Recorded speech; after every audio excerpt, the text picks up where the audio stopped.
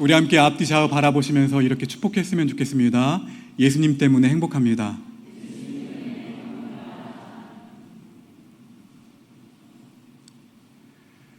인생의 승리에 대한 도취 속에는 바로 몰락도 함께 숨어 있습니다.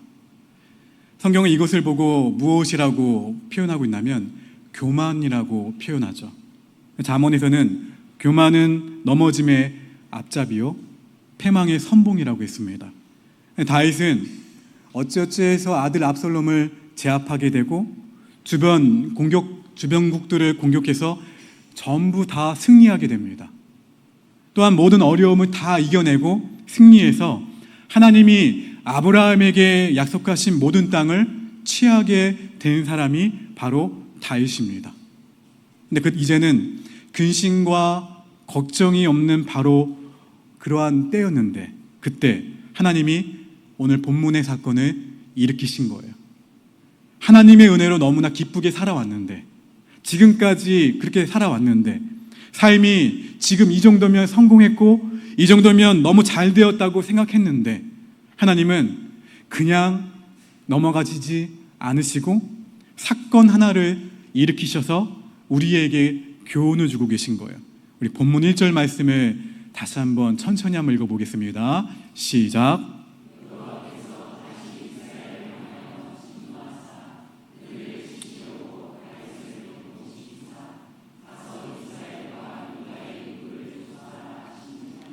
이스라엘 가운데 무언가 일어날 것을 알고 계시면서 그 조짐을 보시면서 하나님이 이 말씀을 하신 거예요. 그 백성을 움직일 수 있는 사람이 누구였습니까? 바로 다윗이었죠. 다윗을 격동시키셨어요. 하나님께서 격동시키셔서 이들에게 점점 다가오는 그 차오르는 그 마음이 할 수 있는 일을 미리 보여주신 거예요. 그것은 바로 인구조사였습니다. 인구조사는 왕으로서 당연히 할 수 있는 일이었습니다. 그 4명 가운데에는 무엇이 깔려 있었냐면 이만하면 내가 한 일이 정말 잘한 거야. 이만하면 내가 자부심을 가져도 좋겠어. 이만하면 내가 수고할 만큼 수고했어. 이런 마음이 들기 시작했다는 거예요. 그래서 하나님은 이 백성 속에 있는 교만한 마음을 없애기로 원하셨고 교만이 얼마만큼 무서운 것인지를 교훈으로 남기기를 원하셨다는 거예요. 하나님은 다윗과 그 이스라엘 백성을 택하셔서 하나님의 백성 내 것이라고 말씀하셨습니다. 너희는 내 것. 하나님이 여러 가지로 축복하셨어요. 축복하셔서 그들이 하나님의 사랑과 교제 가운데 살아갈 수 있도록 하셨어요. 근데 그것을 가로막는 것이 하나가 있는데 그것이 바로 여러 가지가 있겠지만 그 중에 가장 큰 것이 바로 교만이에요. 교만 안에는 내가 잘해서 여기까지 왔다라는 생각이 들어 있습니다. 하나님이 내 인생에 계시지 않다고 하나님을 무시하고 하나님을 인정하지 않는 것이 다 교만이에요. 하나님이 가장 싫어하시는 것이 교만입니다. 그래서 하나님이 다윗의 마음을 어떻게 하세요? 격동시키세요. 충동시켜서 그 교만한 마음으로 무엇을 시키신 거예요? 인구조사를 시키신 거예요. 인구조사가 다시 한번 뭐라고요?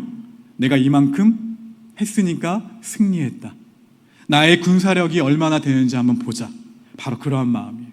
여러분, 하나님이 비교적 평안한 이 여생을 보낼 수 있는 다윗과 비교적 평안한 그 삶을 누릴 수 있는 이스라엘 백성들에게 고통을 주시는 이유가 무엇일까요?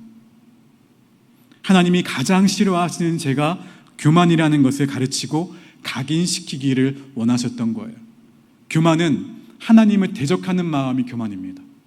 하나님이 행하신 일을 인정하지 않는 것이 교만이에요. 그래서 하나님이 우리의 구주되심을 부정하는 것으로 결국 교만은 불순종의 열매를 맺게 되어 있어요. 하나님의 일을 인정하지 않으니까 감사 또한 나오지 않습니다. 다윗의 인구조사는 통치하는 한 나라의 왕으로서 당연한 일 같지만 하나님은 다윗의 그 동기를 보시는 거예요. 백성들의 그 마음을 보시는 거예요. 동기의 순수성, 그 동기가 순수한지, 다윗은 자신의 군대가 얼마나 되며 자신의 그 군대의 장비가 얼마나 되는지 그것을 알아보는 것을 끝나지 않고 그것을 과시하고 싶었던 거예요.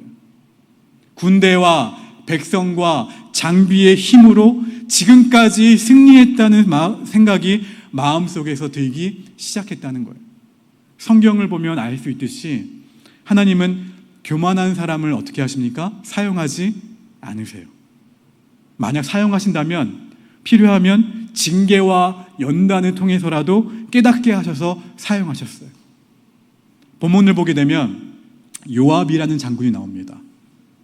요압이 감각이 뛰어난 사람이었을까요? 하나님께 최선을 다했던, 믿음이 좋았던 사람일까요? 영적으로 굉장히 헌신된 사람이 요압이었을까요? 아니었어요. 그러한 사람이 아니었습니다. 그런데 다윗에게 본문 3절에서 무슨 말을 하냐면 믿음의 말을 해요. 왕이시여, 지금까지 우리가 군사력으로 싸운 것이 아닙니다. 우리 주 하나님이 정말 열악한 가운데에서 승리하게 하신 것입니다. 그런데 요압 장군이 이렇게 이야기하는데도 불구하고 다윗은 인구조사가 필요하다면서 강행하게 됩니다. 하나님이 격동시키셔서 교만한 백성의 마음을 대변해서 이야기하게 하신 거예요. 그들이 그들 되게 하신 하나님을 인정하지 않고 자신의 영광만 이야기하면서 하나님으로부터 징계를 받고 멀어질 수밖에 없기 때문에 이 백성을 계속해서 사용하시기 위해서 교만이 죄라는 것을 일깨워 주시기 위해서 이 일을 벌이신 거예요. 하나님이 죄가 얼마나 무서운지, 죄를 얼마만큼 싫어하시는지를 이것을 통해 보여주신 거예요. 하나님이 치명적인 아픔과 고통을 주시면서 그들 가운데 주시고자 했던 것은 교만은 무서운 죄이고 그들을 무너뜨릴 수 있다는 거예요. 그리고 교만한 죄를 지었을 때 회개를 통해서 하나님께 돌아갈 수 있다는 것을 알려주기를 원하셨어요. 본문 9절을 보게 되면 다윗이 인구조사 결과를 보고를 받게 됩니다. 이스라엘의 칼을 빼는 자가 80만 명, 유다 사람이 50만 명이라는 보고를 받고 이상하다고 느껴요. 다윗은 우리아의 아내 밧세바를 범하고 우리아를 결국 어떻게 하죠? 죽였죠. 죽이고 그리고 밧세바를 아내로 삼고 1년이 다 되도록 청승맞게 다녔습니다. 나단 선지자가 깨우쳐 줄 때까지 그것이 죄인 줄 몰랐어요. 근데 지금 오늘 본문에서는 즉각적으로 자신의 마음을 자책하는 모습이 나옵니다. 아, 내가 하나님께 죄를 지었구나. 바로 회개했습니다. 본문 10절 말씀을 읽어봅니다. 10절입니다. 시작.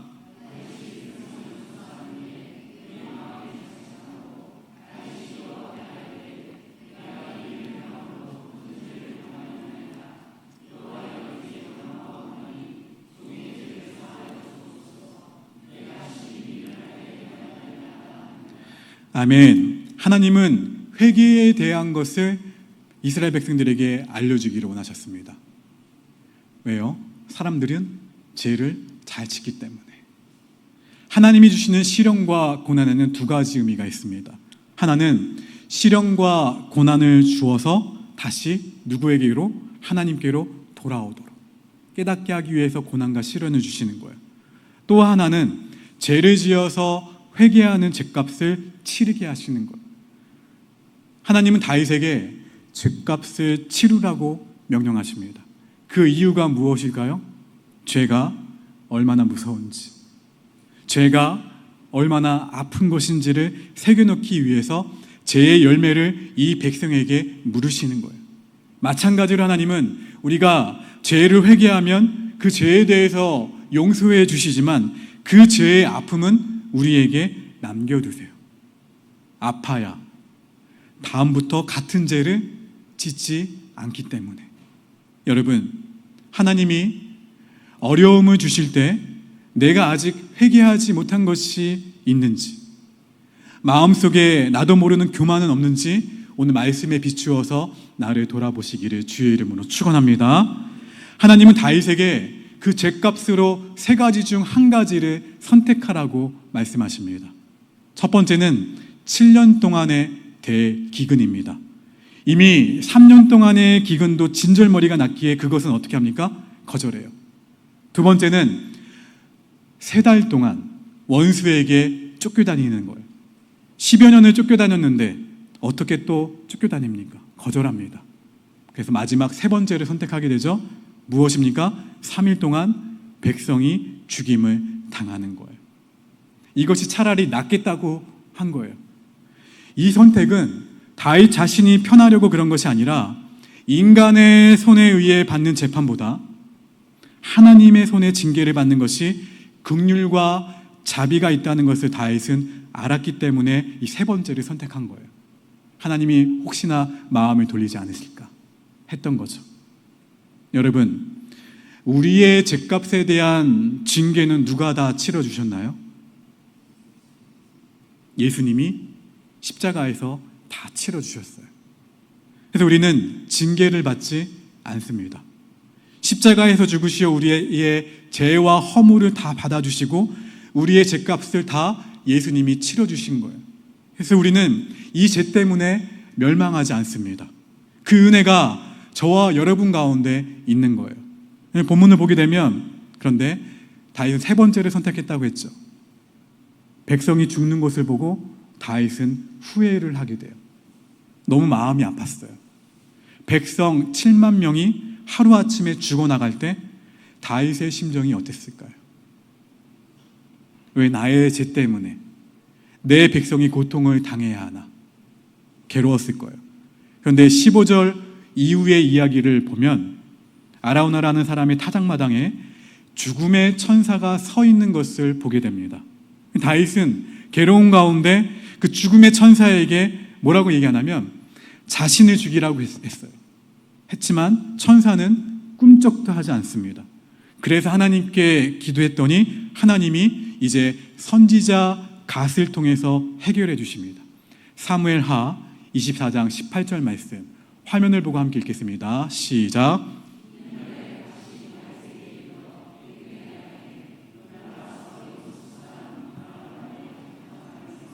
여호와를 위하여 제단을 쌓으소서.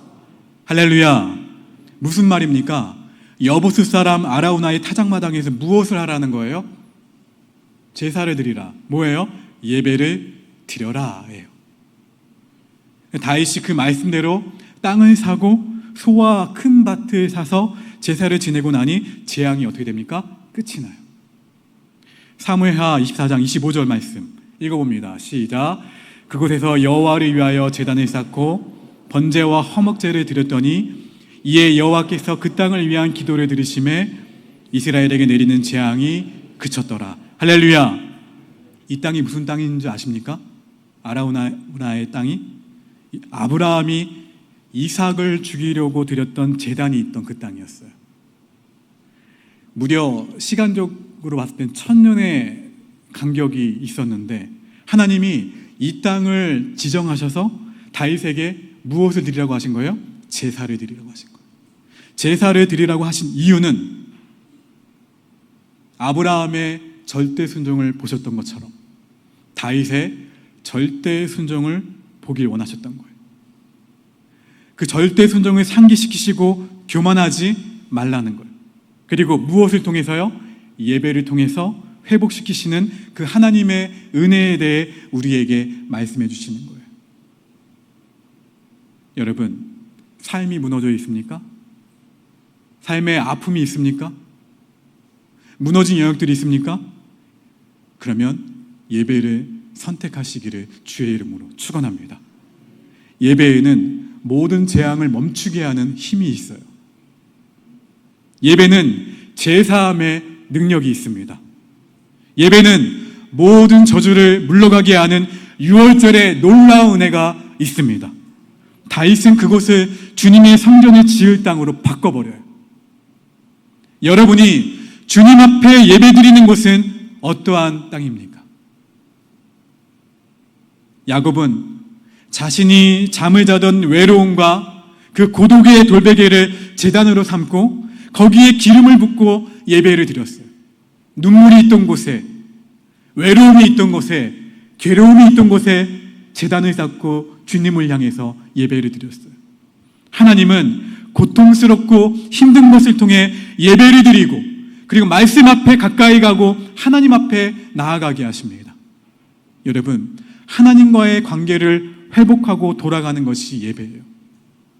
그래서 예배가 잘못되면, 여러분의 예배가 실패하면 무엇이 실패하는 거예요? 삶이 실패하는 거예요. 이 예배는 선택의 문제가 아닙니다. 내가 나올 수 있을 때 나오고 나오지 못할 때, 분주할 때 나오지 못하는 것이 예배가 아니에요. 하반기를 승리로 이끌어가기 위해서 내일부터 5일간 새벽을 깨웁니다. 선택일까요? 저는 여러분이 승리하기 위해서 예배를 선택하게 되기를 주의 이름으로 축원합니다. 내가 일어나면 나오지. 아니에요. 살려면 나오셔야 돼요. 하반기를 승리로 살려면 예배를 선택하셔야 돼요. 다른 것은 다 못해도 됩니다. 다른 것은 다 서투러도 돼요. 하지만 예배를 선택하지 않는다? 예배를 선택하지 않으면 인생에서 실패하게 돼요. 여러분, 예배에 소홀해지면 신앙생활에 종합적인 문제가 발생할 수밖에 없어요. 마음의 회복을 원할 때 예배가 답입니다. 예배로 나아가면 하나님을 통해 은혜를 공급받고 모든 죄를 씻음받고 하나님의 말씀을 통해 자유함을 얻을 수가 있어요. 사랑하는 성도 여러분, 하나님께 드리는 시간은 결코 헛되지 않습니다. 내일부터 시작되는 하반기 승리 특별 새벽 기도회에 여러분의 그 선택이 있게 되기를 주의 이름으로 축원합니다. 모든 고통과 모든 질고와 모든 고난은 예수 그리스도의 이름으로 다 돌파되는 역사가 있게 되기를 주의 이름으로 축원합니다. 그리고 여러분의 고난과 시련이 하나님께 드려지는 예배의 제물이라는 것을 기억하시고 더욱더 예배를 선택하며 예배 가운데로 나아가시는 저와 여러분 모두가 되시기를 주의 이름으로 축원합니다. 오늘 이 말씀 기억하시면서 함께 나는 예배자입니다. 함께 찬양합니다. 바로 이 시간 하나님을 예배합니다.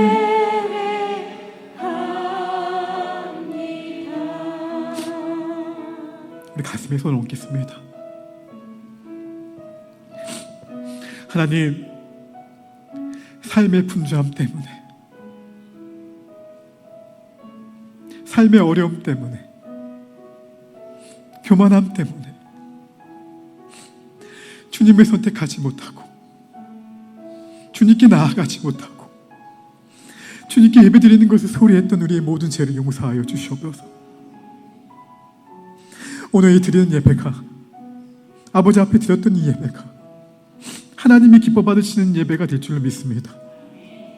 우리가 앞으로 드릴 하나님께 드리는 예배 또한 우리가 시간이 남아서 드리는 예배가 아니라 어찌어찌 주체해서 드려지게 되는 예배가 아니라 목숨을 다하고 마음을 다해서 아버지 앞에 예배 드릴 수 있는 우리 모두가 되도록 인도하여 주셔서 가정과 일터에 교회 가운데 어려움이 있습니까?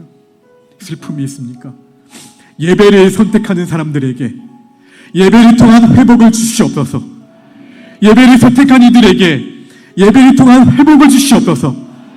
예배를 통한 승리를 마음껏 주시옵소서.